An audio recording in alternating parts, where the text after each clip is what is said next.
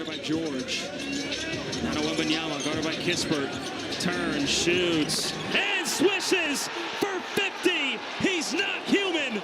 He's an Wembanyama, Victor Wembanyama, the next great in the NBA. Started his sophomore season somewhat slowly, but I think the Spurs are starting to get it.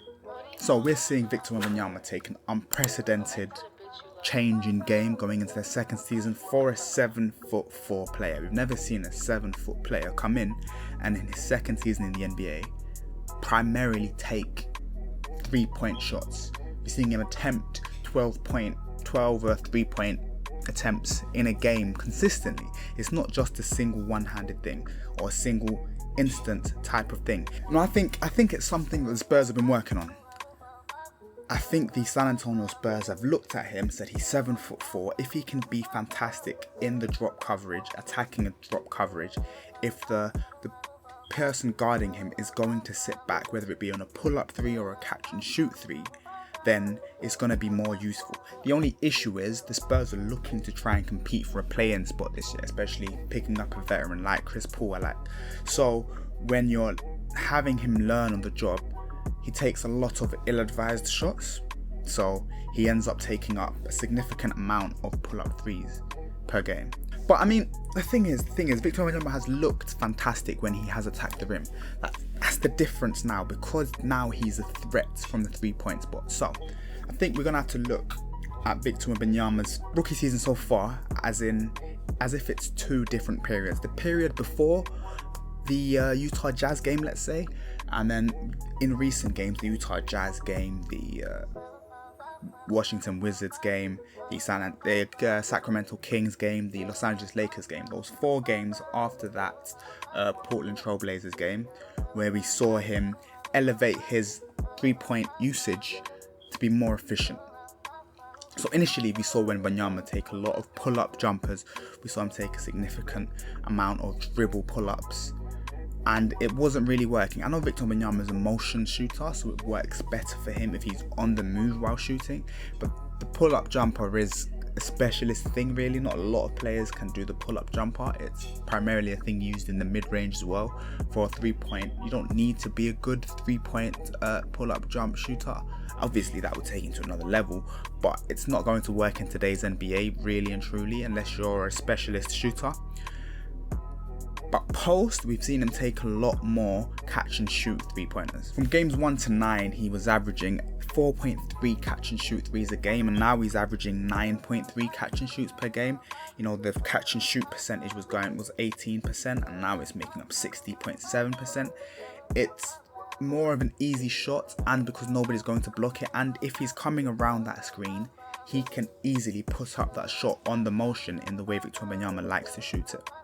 Now, the Sacramento Kings, aside from the game against the Minnesota Timberwolves, have been a pretty good team in the clutch. I wanted to focus in solely upon that San Antonio Spurs win against the Sacramento Kings. Usually, like I said, the Sacramento Kings are a great team in the clutch. De'Aaron Fox is a great clutch player. Domantas Sabonis isn't a bad clutch player. Keegan Murray is a good clutch player as well. But the San Antonio Spurs followed a simple basketball rule.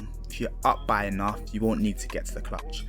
In the fourth quarter, it was 84-71 to the San Antonio Spurs, and it looked like Wemby couldn't miss from 3.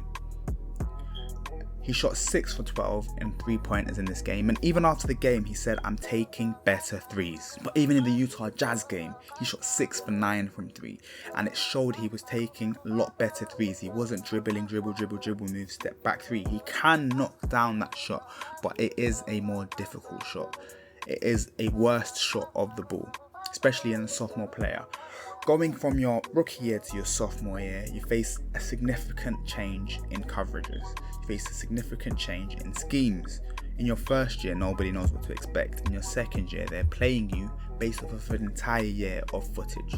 But it does come down to him still shooting. Shooting is an art that you learn through consistently putting in hours and making and attempting shots on the court. Not everybody can be a Blake Griffin and suddenly build their shooting prowess across years and years of off-season work. If Victor Wembanyama can take on NBA coverages, take on NBA defenses and shoot over them, then he is a triple threat we haven't quite seen in the NBA. Because if he can't see you while shooting his three and he's making it, and he can't see you while going up for a layup, then there's not much you can do to stop Victor Wembanyama. Now, he dropped 50 points against my Washington Wizards, the shortest amount of time for a player in NBA history to drop 50 points, the youngest ever center to drop 50 points. It's supernatural. That's what it is, it's supernatural. And he's still averaging 3.7 blocks per game. He's averaging 5 stocks per game, still being that defensive player of the year level defender. Probably isn't DPOY right now, but he's probably top 5 in the DPOY race right now. So we have to ask, is the Victor Wembanyama 3-point shooting experiment working? Yes, he's improving. I know this might be a decent stretch of games. This might be a stretch where we've seen him play really well, and now he's come back from his thigh contusion, I think, or knee contusion, I don't know. He's going to be shooting worse, but he's not going to go back to shooting 20% from 3, that's for sure. There's a middle point where he shoots 35% from 3, where he shoots a decent amount from 3, 35, 36, 37, but because of his level to be able to put the ball in the basket on the inside, because of his lob threat with a player like Chris Paul, there's not a lot stopping Victor Wembanyama, and I think that's scary.